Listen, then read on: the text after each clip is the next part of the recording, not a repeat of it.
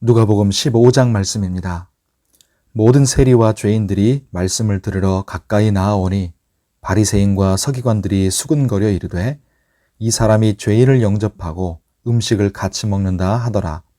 예수께서 그들에게 이 비유로 이르시되 너희 중에 어떤 사람이 양 100마리가 있는데 그 중에 하나를 잃으면 99마리를 들에 두고 그 잃은 것을 찾아내기까지 찾아다니지 아니하겠느냐.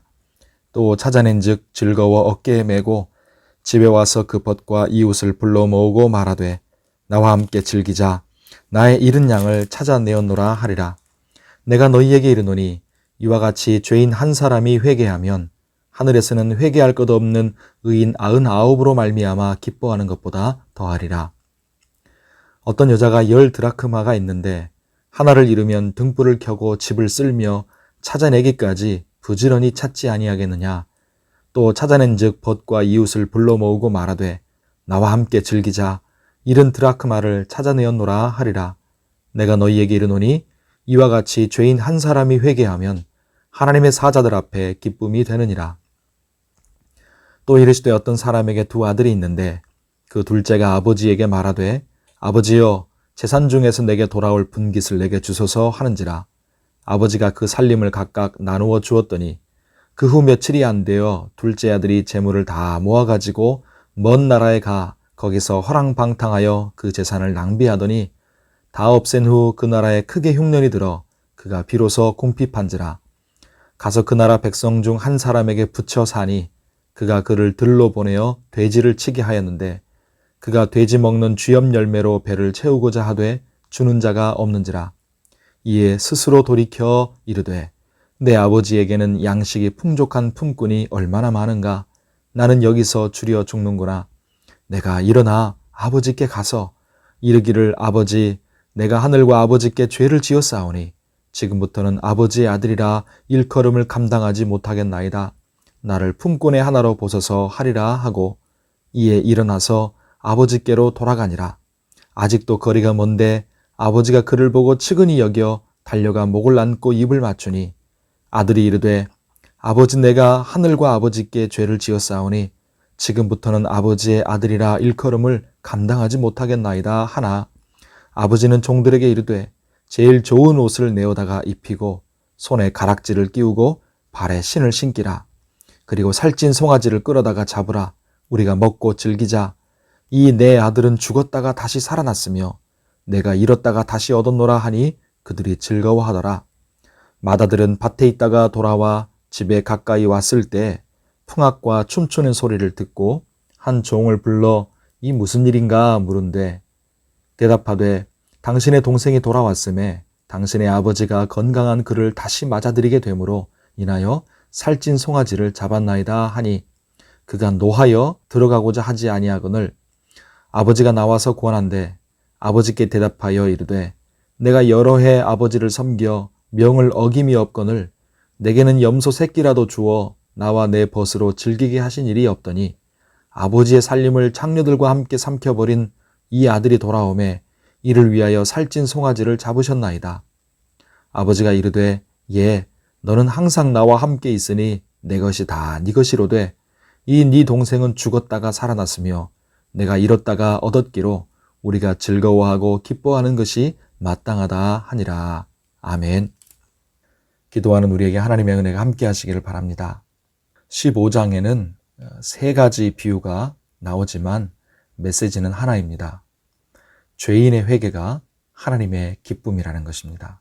1절과 2절에 보면 세리와 죄인들이 예수님의 말씀을 들으러 나옵니다. 그리고 그것을 보고 바리새인과 서기관들이 원망이 가득해서 예수님을 비난합니다. 이런 비난에 대해서 주님은 예수님의 구원자로서의 사역의 본질과 하나님이 원하시는 것이 무엇인지를 세 가지의 비유로 가르치셨습니다. 첫 번째 비유는 목자가 잃어버린 한 마리 양을 찾는 비유입니다. 이 비유의 핵심은 7절에 나온 대로 회개입니다. 목자가 잃어버린 한 마리 양을 찾아 기뻐하는 것처럼 주님은 자신이 죄인임을 깨닫고 돌이키는 한 사람의 회개를 기뻐하십니다. 부디 우리는 바리새인이나 서기관처럼 스스로 의롭다 여기지 말고 세리와 죄인처럼 겸손으로 주님의 은혜를 구하는 회개의 심령으로 살아가기를 원합니다. 두 번째 비유는 여인이 잃어버린 한 드라크마를 찾는 비유입니다. 여인에게 이 잃어버린 드라크마를 찾은 것이 너무나도 기뻐서 잔치를 벌이는 것처럼 하나님의 기쁨은 10절에 나온 대로 죄인 한 사람이 회개하는 것입니다.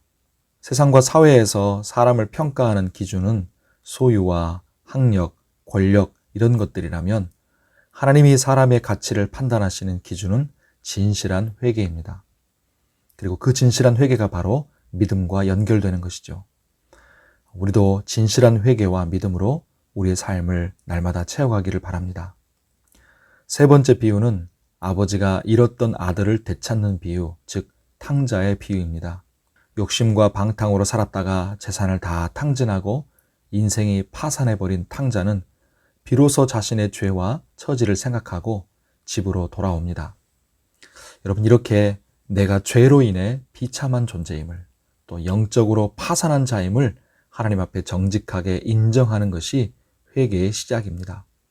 그리고 그 회개는 생각으로 끝나지 않고 행동으로 이어집니다.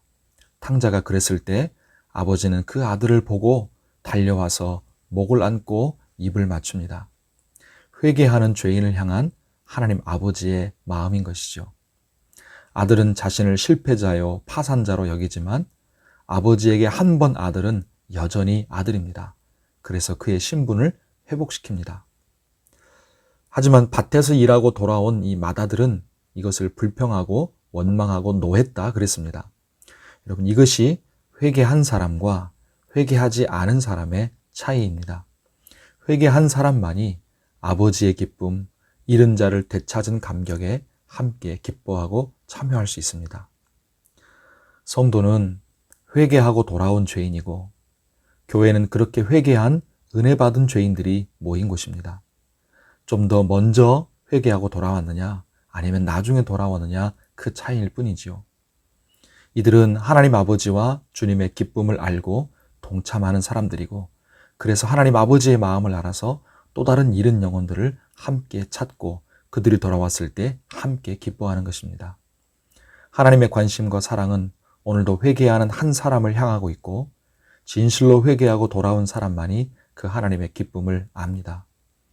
여러분, 우리 심령에 또 우리 교회에 자신을 돌아보고 오직 은혜를 구하면서 하나님께 엎드리는 진실한 회개와 기쁨이 일어나기를 바랍니다. 그래서 잃었던 생명 찾았고 광명을 얻었음에 감사하고 또 다른 잃은 영혼들을 하나님 아버지의 마음으로 찾고 품는 그런 성도와 교회가 되기를 바랍니다. 오늘 하루도 주 안에서 강건하시고 은혜로 평강하시기를 축복합니다. 기도하겠습니다. 하나님 아버지, 오늘도 잃어버린 한 영혼, 한 사람을 찾으시고 그들의 회개를 진심으로 기뻐하시는 하나님 아버지와 주님의 마음을 깨닫습니다. 하나님은 죄로 인해서 비참한 영적인 처지와 파산함을 깨달아서 회개하며 돌아오는 자들을 언제나 품으시고 회복시키시는 은혜와 사랑의 하나님이십니다.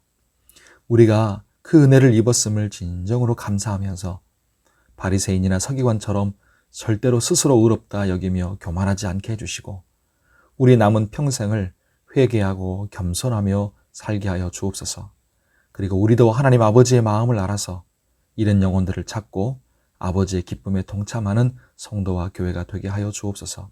우리 교회가 회개하며 돌아오는 죄인들로, 하나님의 은혜 앞에 두 손 들고 항복하며 나아오는 죄인들로 가득가득 채워지게 하여 주옵소서. 주님, 오늘도 은혜로 우리를 붙들어 주시고 영육간의 건강과 안전을 지키시며 환우들을 붙드시고 치료하여 주시옵소서. 간절한 기도에 응답하시고 선한 주님의 손길로 우리 가정과 일터와 우리 교회를 붙들어 주시옵소서. 예수님의 이름으로 기도하옵나이다. 아멘.